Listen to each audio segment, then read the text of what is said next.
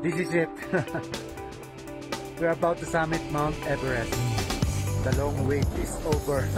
19 years. That's how long the Philippines waited to see one of our own stand again on the summit of Mount Everest.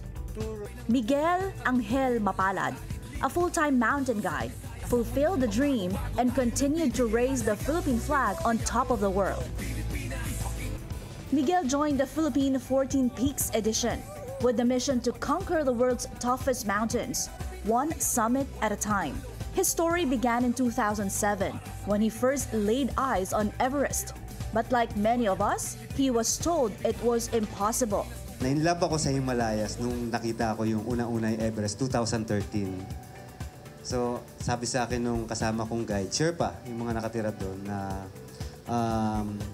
bago ka lang sa gantong altitude, Pilipino ka, at baka mahirapan ka, baka imposibleng marating mo yung tuktok. Hindi ako naniniwala. Miguel kept the dream, and more importantly, he prepared. Nag-research ako, sinundan ko yung training plan for Mount Everest. No? Kailangan doon is sanayin yung katawan. Which is sabi nga ng mga Sherpa, hindi kayo sanay sa gantong lamig, hindi kayo sanay sa gantong mga yelo, sa gantong mga bundok. Sanay lang kayo sa gubat. Hindi ako naniniwala. Papakita ako sa iyo yan, my friend. 5 months of training, adjusting to the altitude, fighting through fear, and then the climb. Ice falls, a dead zone, -40 degrees Celsius, snow blindness, no food, barely any water. But Miguel kept moving.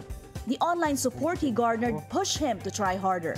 Nung paakyat pa lang ako, unti-unti na yung dumadami na sumusubaybay sa pag-akyat ko. No? Sabi ko, wow, parang mas marami na akong nai-inspire. Mas maraming sumusunod sa akin. Wow, pangarap ko rin yan, pangarap ko rin yan. We'll pray for your success, ganyan. Siya yung nagbigay sa akin ng araw-araw pagka nagbabasa ako ng mga comments sa social media. No? Pagka nakakaramdam ako ng lamig, ng hirap, ng kung anumang challenges, yung mga comments, yung mga messages, yung mga prayers, yan yung nagbibigay sa akin ng lakas. Fear was a constant, but his faith was bigger than any fear he has ever faced. Sabi ko, ito na yung challenging part, yung takot. Kaya lang, paano mo maabot yung pangarap mo kung uunahin mo yung takot?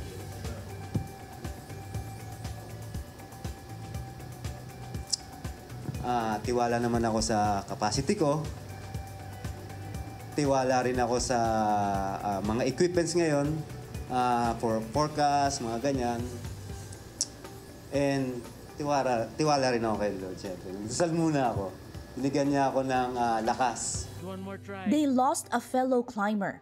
Engineer Philip Santiago made their team more determined to reach the summit. Tapos, tumagal ng tumagal. Umabot kami sa death zone. Pangalan pa lang nakakatakot na. Okay, so ito, isa pa rin sa pangarap ko na madaanan. No? Nakakatakot pero hindi ko alam kung bakit pinangarap ko pa rin siyang daanan. Pero yun nga, nag-stay kami sa death zone. Na-experience ko yung death zone. Masaya naman ako sa death zone. Okay, na-survive ko siya. And then, the summit push. The moment came, a dream 20 years in the making, and Miguel Mapalad, a Filipino, stood on the top of the world. Inabot kami ng 12 hours going to summit kasi sobrang dami talaga ng umakyat nung time na yon. And for me, medyo dramatic ng konti yung nung malapit na kami sa summit. No? Parang yung last 10 step na ito na yung matagal mong pinangarap after 20 years.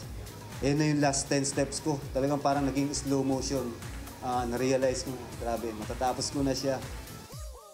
He took a photo. He took a breath. And he took the country with him.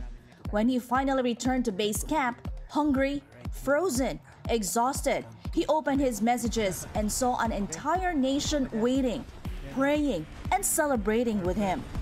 Miguel Mapalad stands as a symbol of what we can achieve when we dream without fear and climb without limits.